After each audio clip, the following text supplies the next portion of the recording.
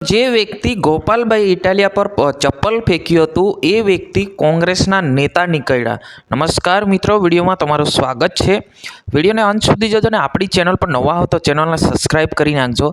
મિત્રો, 2 દિવસ પહેલાં સુરેન્દ્રનગરમાં આમ આદમી પાર્ટીના ધારાસભ્ય એટલે કે ગોપાલભાઈ ઇટાલિયા પર ચપ્પલ ફેંક્યું હતું અને એ જે ભાઈ વ્યક્તિ હતા એ કોંગ્રેસના નેતા હોવાના સમાચાર આપણને મળી રહ્યા છે. ખાલી વિડીયો તમે છેલ્લે સુધી સાંભળજો, મજા આવશે.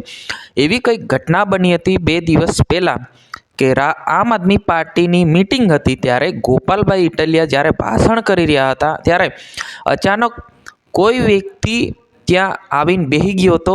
જે વ્યક્તિ ત્યાં બેઠેલો હતો એ જ વ્યક્તિ ગોપાલભાઈ ઇટાલિયા પર બોટલ કે ચપ્પલ ફેંક્યો હતો. ત્યારે એવું કહેવામાં આવે છે કે જે વ્યક્તિ ત્યાં બેસવા માટે આવ્યો હતો એ વ્યક્તિને ગોપાલભાઈ ઇટાલિયા ઓલરેડી જોયો હતો અને એમની સાથે પોલીસ પણ આવી હતી. ત્યારે ગોપાલભાઈ ઇટાલિયા શું કહ્યું છે કે ભાઈ, જે વ્યક્તિ મારા પર ચપ્પલ કે પાણીની બોટલ ફેંકી હતી એ વ્યક્તિને પોલીસ લઈને આવી હતી. એટલે એનું મતલબ એ થાય છે કે પહેલાંથી આગોતરા જે પ્લાન બનાવીને આવ્યા હોવાના જે આરોપ મૂક્યા છે. અને એ વ્યક્તિ જ્યારે ભાષણ કરી રહ્યા હતા ગોપાલભાઈ ઇટાલિયા, ત્યારે એ વ્યક્તિ આવીને અચાનક ઊભો થયો હતો અને તમે જોયું હશે વિડીયોની અંદર કે એ વ્યક્તિ ઊભો થાય છે અને ગોપાલભાઈ ઇટાલિયા પર ચપ્પલ કે પાણીની બોટલ ફેંકી દેશે.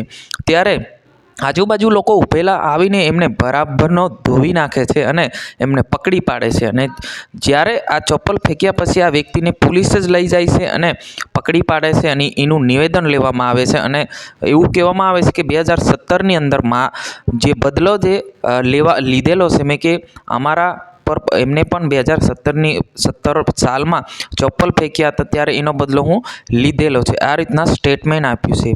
તો ખરેખર આવું થઈ શકે છે? તમારે શું કહેવું છે જરૂર કોમેન્ટ